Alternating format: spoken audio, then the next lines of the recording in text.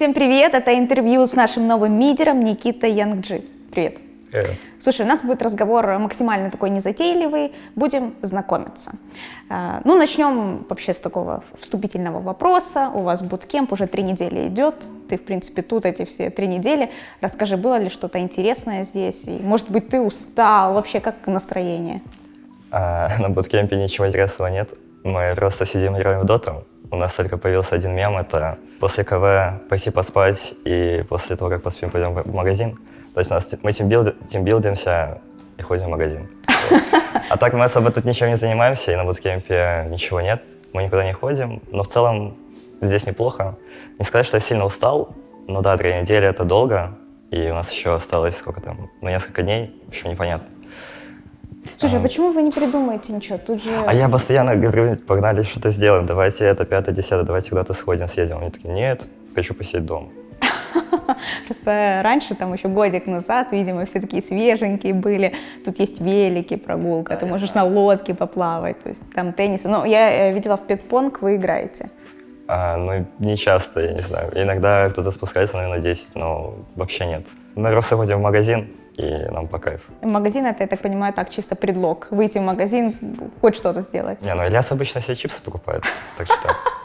Он все еще их ест. Да, ну он такой постоянно, он приехал на буткемп, такой, ну, больше чипсы не ем, все нормально, я за ЗОЖ. Через 5 дней, ну что, мужики, в магазин? В магазин. Понятно, ладно. Что, поговорим о тебе? Это твое первое большое интервью. Хочется узнать как-то о тебе, о твоей жизни. Рассказывай, как Дота пришла в твою жизнь? Ну, в 6 лет у меня был компьютер, получается, и за ним сидел мой брат. У тебя старший брат? Да. Ему было 12, мне лет 6. И он играл в первую доту. Мне было интересно понаблюдать, что он там делает туда-сюда. Но за компьютер меня не пускали. Меня пустили, по-моему, за компьютер только в лет 7. Вот. И я захотел поиграть так же, как мой брат, в доту первую. Я там ничего не понимал, но было интересно. Вот. И постепенно я там что-то, чему-то учился. Учился собирать шмотки, учился нажимать скиллы. Вот, наблюдал, ну, в общем, что-то делал, но часто забивал на это и так далее. Потом со временем вышла Dota 2. Я тоже не знал о ней, о ее существовании, о всяких интах и так далее, только когда она стала бесплатной. Когда она стала бесплатной, я подумал, хочу скачать. Мне тогда нечего было делать, это было лето, и было скучно. И я хотел во что-то поиграть, я скачал Dota 2, поиграл, может, игр 5, понял, что мне не нравится, и я вышел. И тоже прошло какое-то время, вышло видео Free-to-Play, по-моему. По-моему, да, с Дэнди.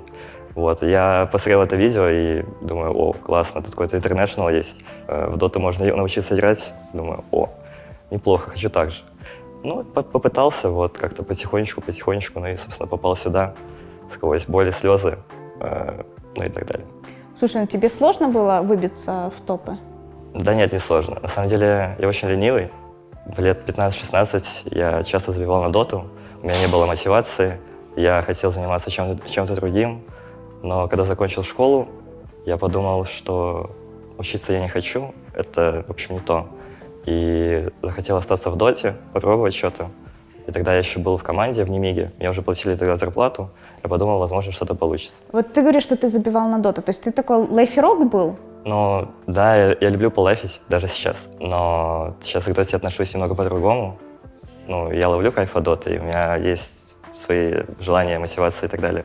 В 16 лет у меня были какие-то там загоны, и была девушка, короче, там сложная ситуация. Вот, и из-за этого я забивал на доту и очень много чего не делал. Просто был АФК тогда, где-то год или 2. Ты жалеешь, что вот упустил это время? Ты так говоришь с грустью немножко. Ну, возможно, но все равно это был какой-то опыт в моей жизни. Я много что тогда переосмыслил, как бы это ни звучало. Вот, много чего понял. Ну вот лет с 16-17 ты вот прям ушел в доту, да? Да, я просто играл в доту 24/7, по-моему, да, так было. А в Немигу ты как попал? Ну, в общем, были какие-то турниры в Минске. У меня была слабенькая команда. Мне там кто-то написал, кто-то меня там знал, не знаю. Вот, мы начали играть, попали на какой-то лан в Минске. Там была и Немига, и еще какие-то люди по типу Фишмана и так далее. Мы там немножко познакомились, кто-то меня заметил. Вот, и через какое-то время мне написали, мол, не хочешь потеститься, погнали. Ну, я, естественно, согласился. Тогда для меня Немига это была нормальной командой. Вот. И меня как-то так взяли, да. Слушай, а ты, я так понимаю, не поступил в высшее. Не, я не поступал. А как твоя семья к этому отнеслась? Ну, в классе 10-11 у нас было много конфликтов. Не потому, что я играл в доту. Я тогда вот в то время я не играл в доту. Просто было тяжелое время для меня, и я не ходил в школу, и меня не было дома. И у нас были конфликты в семье по этому поводу. И... Тебя не было дома? Ну да, я там... Пропадал. Ну, короче, ты был трудным подростком? Ну, скажем так, да. Такого, да. И были небольшие конфликты в семье, и я говорил, что, что особо учиться не хочу, что хочу делать что-то другое. Вот, они мне там наваляли, сказали, нет, нужно учиться. Там, ну, пошло-поехало, это, в общем, дефолт. Но потом, со временем, где-то через 2 года, у меня получилось убедить их, сказать, что я буду делать то, что я хочу. Вот, и они уже устали беситься и сказали, ладно, делай, что хочешь. Ну, с другой стороны, у тебя как раз в то время начало все получаться, да? Да. Уже к концу там все было чётенько. Сейчас как? Смотрят игры, следят за твоей карьерой? Да пока что нет. Ну, они интересуются, что у меня там происходит, но они не следят за дотой. То есть они могут там узнать, там, как команда, там, как дела вообще, ну и всякое такое. Как думаешь, если бы не дота, в чем бы ты себя нашел? Ой, я много бы себя в чем нашел. Да? Я бы писал музыку, я бы, не знаю, катался на машинках, получается. Ну и просто кайфовал от жизни, так что... Типа спорткары или... Я не совсем в теме, но что значит катался на машине? Не знаю, просто катался на машине. Музыка, а какая музыка? Не знаю, хип-хоп. Кто твой любимый рэпер? Еще подумаю. Пусть это будет кто? Пусть это будет Трэвис Скотт. Русскую слушаешь музыку? Да, слушаю время от времени, ну там так, 50-50, по настроению. На самом деле я слушаю любую музыку, меломан, но в основном я слушаю, понятно, что очень. Слушай, а ты писал музыку вообще сам? Не, я сам не писал. Но желание, в принципе, было, да, я так понимаю? Ну, хотелось бы, конечно, было бы неплохо. Ты вырос в Минске? Нет, я вырос в Гродно, это рядом с Польшей, и я там жил всю свою жизнь. Я не могу не спросить о ситуации, которая сейчас происходит в Беларуси. Это как-то затронуло твою семью? Нет, это не коснулось вообще моей семьи. Единственное, что там нет интернета, и с ними было тяжело связаться. Как только я приехал на буткемп, у них отключили инет, и я немножко волновался, не мог с ними связаться. Но в целом это больше касается Минска. Там в Минске какое-то движение, а в остальных городах там не особо. Вот я недавно созвонился с отцом, он сказал, что все более-менее спокойно. Ну, надеюсь, все обойдется и все будет нормально. Но ты переживаешь за эту тему вообще? Да, я много видео смотрел на эту тему и читал новостей. Белорусы молодцы, конечно, но надеюсь, все вот успокоится, подуспокоится немножко. Ладно, поговорим о доте. Ты говорил, что у тебя были какие-то определенные там трудности с мотивацией. Все-таки что тебя мотивировало? Да, я не знаю, просто в голове как-то щелкнуло. И я сказал себе, что нужно играть в доту. Захотел себе доказать, что если я чего-то захочу, то я могу этого добиться. И я решил сделать это в доте, потому что у меня до этого получалось. И думаю, почему бы и нет, есть все возможности. Есть ли какой-то игрок, который вот прям тебя вдохновлял? Ну, поначалу это, очевидно, был Дэнди, когда я знакомился с дотой. Потом Сумаил. Тебе жалко, что Сумаил с МИДа ушел? Да, очень жалко. Ты знаешь, вот многие говорят о том, что прям Сумаил, вот, бог, топ и про. Просто все. Ну да, так и есть. Ты к спорту близок? Следишь за спортом вообще? Когда-то я занимался футболом, и мне было интересно смотреть футбол, но сейчас я не особо им увлекаюсь. Но, возможно, стоило, не знаю. Вот какой игрок, неважно, спорт, киберспорт, для тебя вот самая большая легенда? Большая легенда? Ну, пусть это будет, не знаю, пусть это все равно будет Месси. Я небольшой фанат Барселоны, вот. Для меня это легенда, лучший футболист.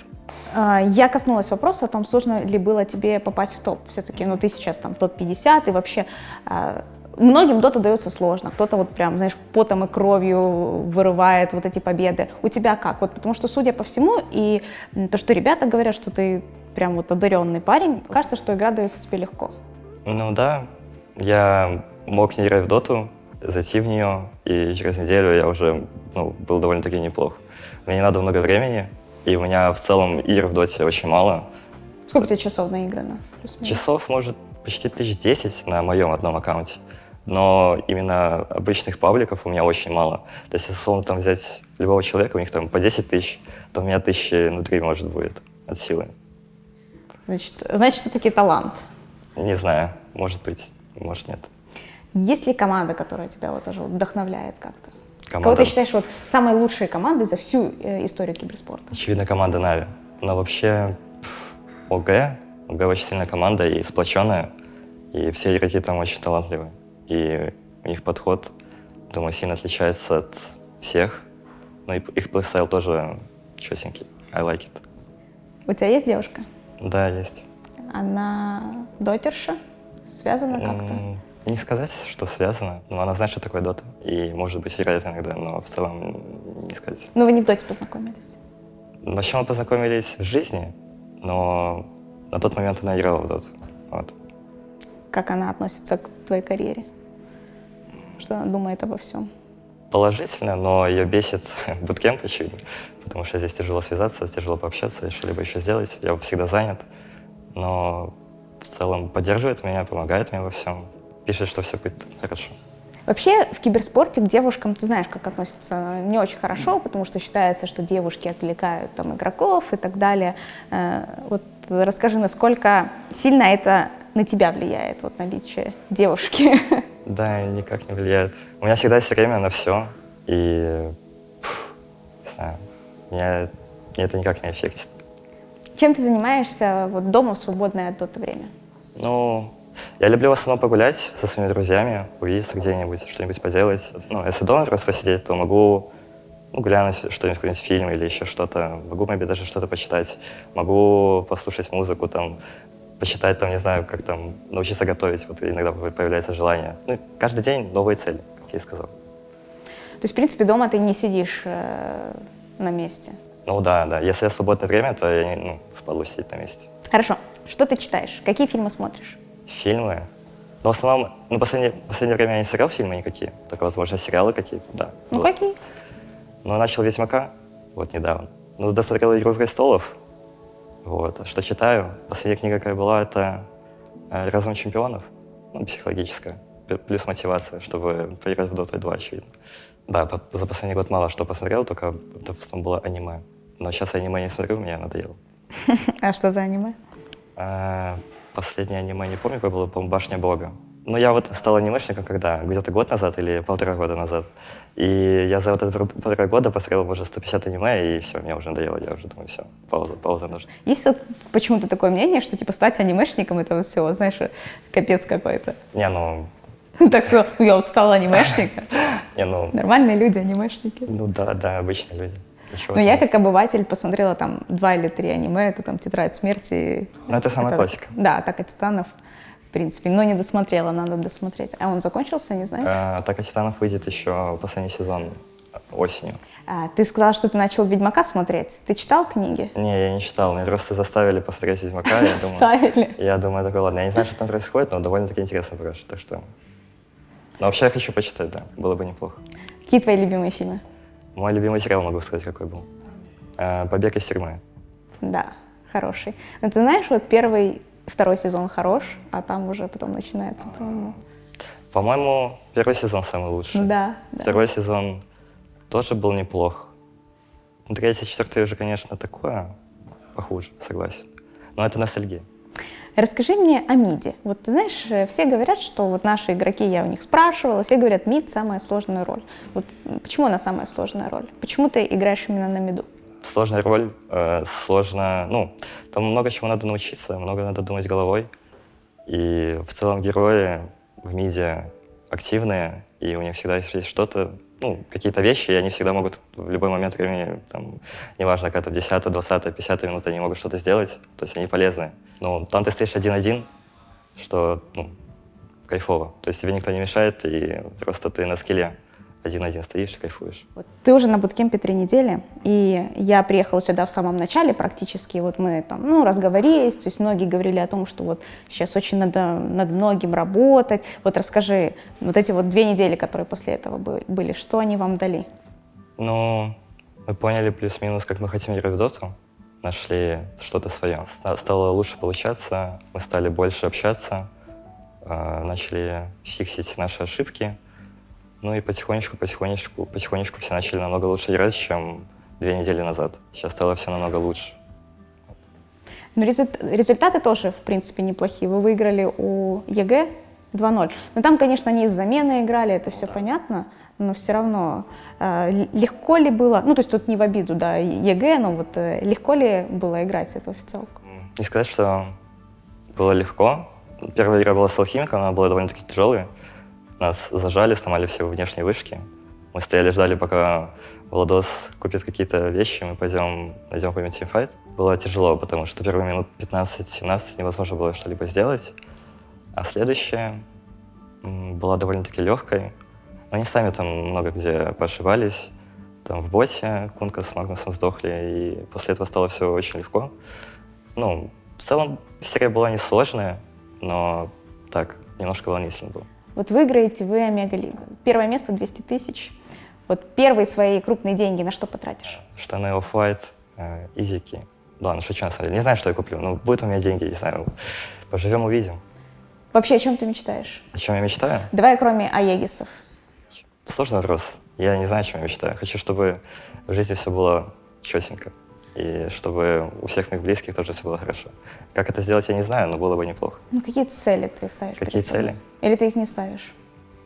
У меня каждый день новая цель. Так что мне сложно ответить на это. Расскажи планы. Вы до какого числа на буткемпе? Мы сами не знаем. Зависит от того, выйдем ли мы в плей-офф или нет. Если выйдем, то, я думаю, до числа 6. Если нет, то вот после официалок уже, думаю, на следующий день, возможно, поедем домой. Ребят, спасибо за то, что смотрели это интервью. С вами была Битру, с вами был Янг Джи. До скорых встреч на канале Нави. У нас еще впереди будет несколько влогов.